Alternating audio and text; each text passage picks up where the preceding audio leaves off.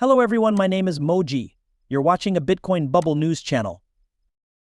So when I look at it, I only see how much the room has grown. It grows at a rate of about 100% a year, which is twice as fast as the internet because it was built on internet rail from the start. It's like, well, it's a $2.5 trillion space today when I look at that trend drawn out further.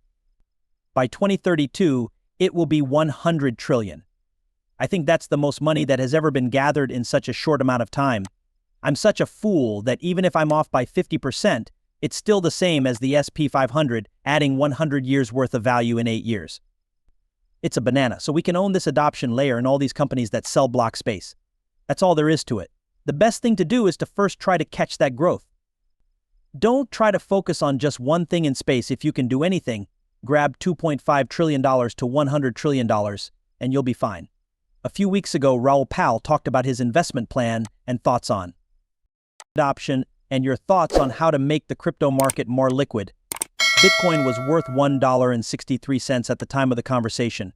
It had gone up 5% in the last 24 hours and 12% in the last week. Powell said he thought Bitcoin could hit a market cap of $1.1 trillion, stressing how important adoption is and the role of global liquidity cycles. He talked about how he manages his portfolio and said that he keeps a large amount of Bitcoin in it while also spreading his money across other investments. Powell talked about how Bitcoin is becoming more popular across many industries and how institutions are becoming more interested in it. This is especially true now that Bitcoin ETF has been approved.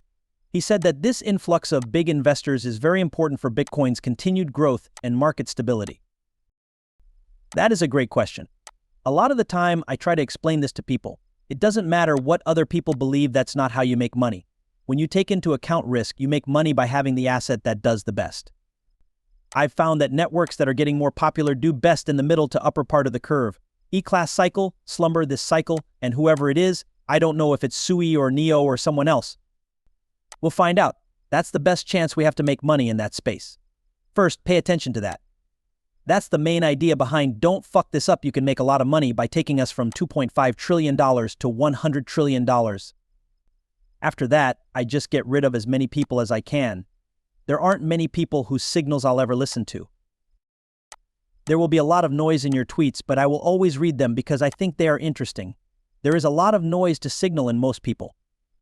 I'll pay attention to the tone and any interesting bits, but I try to ignore as much as possible and stick with what I have, unless something shows that network growth is slowing down, in which case I just record that. Then I don't have FOMO about the rest, I just don't do it. That last cycle I tried to get this story out there. That and what I do now are both very easy. It can't be broken. The map is now next to Solana. I will put some money into something that looks like it will be a long-term trend against Solana. Of course, I'll only put about 10% of my money into that kind of stuff, but you can make a lot of money in it. That's what made me love Whiff and Bonk. They were better than Solana. I think, okay, I can do that if you show me something. I'll look at it. Just show me the chart where you do better than Solana. That discipline makes it very easy for me because, according to this everything code liquidity cycle, every asset in the world is linked to every other asset, and they're all driven by the same debt refinancing cycle. This makes it, in my opinion, the easiest macro risk-taking environment ever because we can't let collateral fall too far, which means we will debase currency. Holy crap, if this is true, then we have the simplest, easiest chance to take a risk ever. So I think hyperconcentration is the way. Some people can focus very hard on the tail part and get it right, but it's not likely, and if they do, they'll break the first rule, which is to not mess this up, because it's bad if you get taken out in the cycle and lose your money while it's going from 2.5 trillion to 100 trillion. I learned from X that instead of giving your opinion on something you don't understand, you should ask the question. This totally changed the experience. Yes, ask the question. When I had my first fire dance, I went to X and asked, "Can someone tell me about this? When is it coming?" Whatever the signal was amazing. I found that it's better to ask questions than to say, "I don't know what this means," or "What do you guys think about airdrops?" and then wait for someone to answer. It comes at the same time we were having. Are these bad rewards? Or are they good? Most interesting people will take the time to answer that because it means they are being intellectually honest. There are two parts to what drives assets in general. And the one that drives liquidity is long-term assets. I think that liquidity is not a flow of money, it's just a pure loss of value for the cash. If you put money here and take it away there, the value of an item seems to go up. It took me a long time to figure this out because I kept mid-curving the whole thing, because I couldn't see why the stock market wouldn't have more volume when there was liquidity or QE. That means it can't be doing anything. I thought about that for 2 years before I finally said, oh, because it's just re-rating over COVID. I saw it in the Cayman Islands. The prices of homes went up by 50% like that. They didn't trade there, they just went there because it was easy to get money. I thought, okay, I'm getting it every year. The value of the dollar drops by about 8%, which is a magical force that we don't see. Everyone in the world will have to pay about 8% more each year to service their debt. It's like a tax. The other one looked at this and thought, how dare they tax us?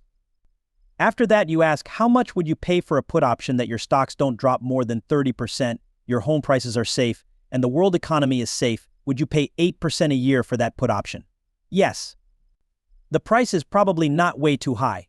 That made me think differently. This is why I believe we've removed the left tail risk. This 8% is being used as a put option throughout the whole system. Okay, this is more about the flows. Is the other question you ask. It doesn't matter if the money is going into tech stocks or from cash to crypto. That bridge, let's call it the Bitcoin ETF bridge, is what I call hot money flows and what we call foreign direct investment. Both of those flows are caused by something very easy. It's the way business works. Why? People have more money to invest when their wages go up. Things start to move better. If we look at the ESM right now, it's still below 50 and needs to pick up.